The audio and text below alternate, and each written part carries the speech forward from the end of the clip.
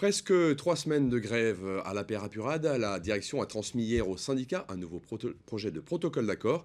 Elle affirme qu'elle ne peut pas revaloriser les salaires de 6%. Pour elle, le déficit de l'association ne le permet pas. Thomas Chabrol et Meleteato. Des soins assurés, mais un mode dégradé pour les 70% du personnel non gréviste de la Paire Apurade. La grève dure depuis le 18 mars et pour l'heure, direction et syndicats n'ont toujours pas trouvé d'accord pour mettre fin au conflit. On arrive sur un mode dégradé qui n'atteint pas ses limites pour l'instant. Mais on alerte quand même. On a des normes de sécurité à respecter. On a des normes sanitaires draconiennes à respecter en termes d'asepsie.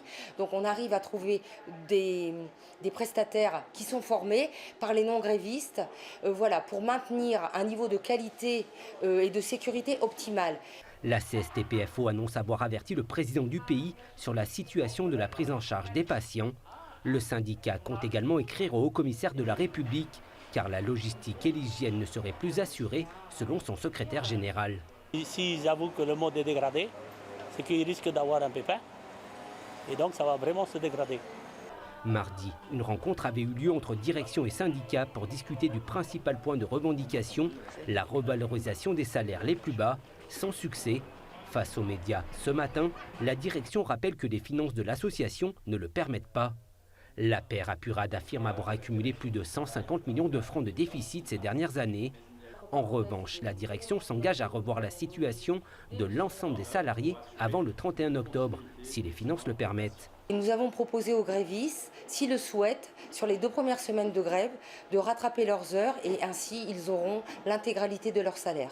Une proposition incluse dans le projet de protocole d'accord transmis hier par la direction. Je pense que cette proposition, c'est en fait un pis-aller parce que l'ensemble de la comptabilité est en grève. Je ne sais pas comment ils vont pouvoir payer les gens qui travaillent. C'est peut-être pour ça qu'ils nous ont proposé cette solution. Pour l'instant, on est sur le premier point et on est toujours au point mort.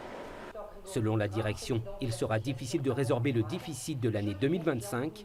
De son côté, la CSTPFO se dit certaine que l'association dispose de la trésorerie pour répondre aux attentes des grévistes.